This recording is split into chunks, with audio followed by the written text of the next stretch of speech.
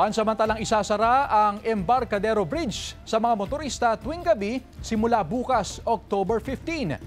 Yan ang balitang tinutukan live ni Jasmine Gabriel Galban. Jasmine? Chris, maaga nang naglabas ng abiso ang lokal na pamahalaan, ganun din ang DPWH kaugnay sa temporary closure ng Embarcadero Bridge dito sa Mangaldan, Pangasinan. Naglalakihang detour road advisory ang ipinaskil ng otoridad ilang metro ang layo mula sa Embarcadero Bridge sa Mangaldan, Pangasinan.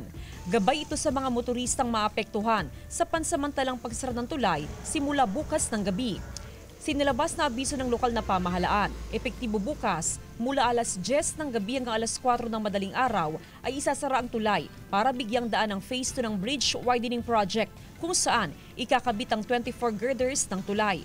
Magtatagal ng isang linggo ang temporary closure ng tulay mula 10 p.m. hanggang 4 a.m. Sinigurado rin naman ng if they could shorten it from 7-day period na hiningi is if they could shorten it to 4 or even lesser than that dahil pagtutulungan na rin po para mas komportable ang pagdaan ng ating mga kababayan at sa mga karating bayan.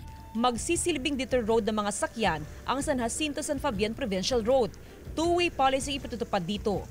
Exempted sa temporary bridge closure ang ambulansya, police cars at fire trucks.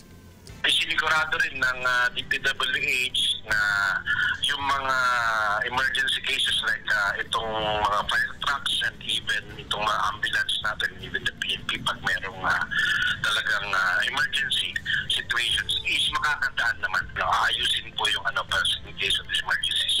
Bago ang implementasyon ng temporary bridge closure, ay nakipag-ugnayan na ang LGU Mangaldan sa alkalde ng mga apektadong bayan gaya ng Mapandan, San Jacinto, San Fabian at Manawag.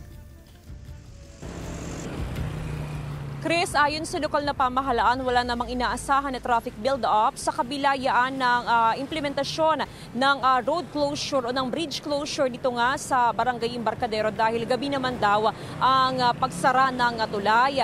Ibig sabihin, Chris, pagsapit ng umaga ay open sa lahat ng motorista ang Embarcadero Bridge. Chris? Maraming salamat, Jasmine Gabriel Galban.